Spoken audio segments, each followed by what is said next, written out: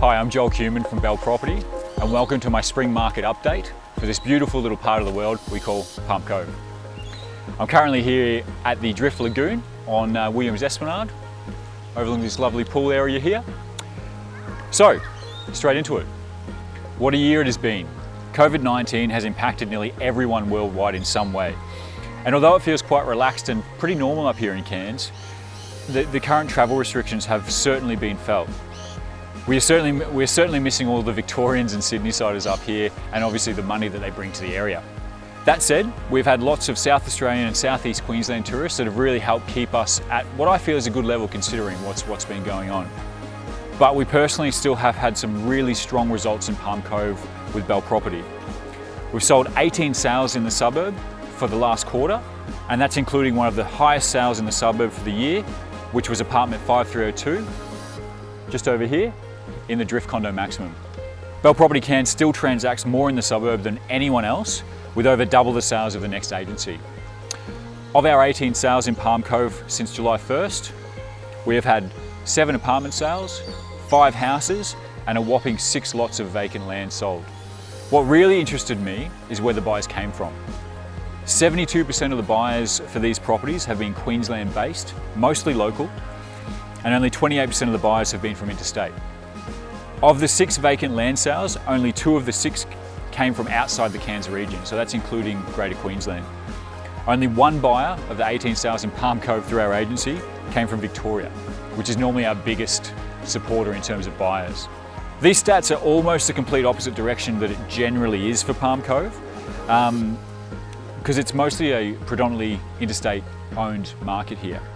This makes a lot of sense though given the circumstances, but I keep hearing claims of mass migration to Queensland pushing prices sky high from other industry experts, and that may be happening outside of Palm Cove, but we're definitely not seeing it here. In reality, less people are buying from interstate than normal in this particular suburb. On the flip side of the coin though, it's definitely not all doom and gloom. Houses have remained quite steady, with good local activity keeping them buoyed up, currently showing a 0.8 median increase in sale price for the year. The amount of land sales have actually increased significantly and prices are on the up. Recorded data shows a 4.5 increase for the year, but I expect this to be a little higher once all the data is accounted for the quarter. Apartments have fared probably the worst in the suburb, with a small increase in values across the board. And this is simply due to the fact that there's less buyers here, less income, and certainly some sales have been more urgent than others. I certainly haven't seen any sellers in real dire need to sell, which is really good news, because we have had some income which has kept people, it's kept things ticking along enough. I think that the current small decrease in prices is certainly temporary though, and I imagine prices will move again once things get back to some sort of normality. My forecast for the Palm Cove market is that we'll have a sugar rush of tourism, possibly at an unusual time of the year, maybe January, February, but it really just depends on when these borders, especially to metro areas of New South Wales and Victoria, open up and can obviously travel to Queensland. This will give investors a much needed burst of income, and with international borders likely to remain closed for some time, this should help us stay busy for quite some time from domestic tourism alone. In terms of how that impacts the sale prices, my guess is that by introducing more buyers and more money back to the market, it'll help prices get back to around where they were before, and potentially push prices higher if we have a really strong, prolonged period of tourism. I'm mainly referring here to apartments, of course, as land and homes are performing quite well still. My 2 cents?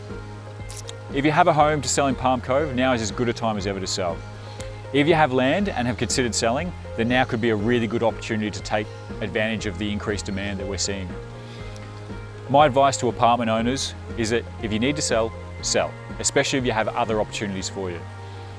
If not, be patient. I think we'll see income come back slowly, especially once borders open, and I think that'll help get prices back a little bit higher to what things are trading at currently. And there hasn't been a lot of apartment sales in the last few months to really base this off. So just from my personal experience with what I'm seeing in Palm Cove right now. Certainly though, no one has a crystal ball, and all this is just my own opinion. But as always, if you want to have a chat about the market or discuss what your property is currently worth, feel free to give me a call I'm always happy to have a chat.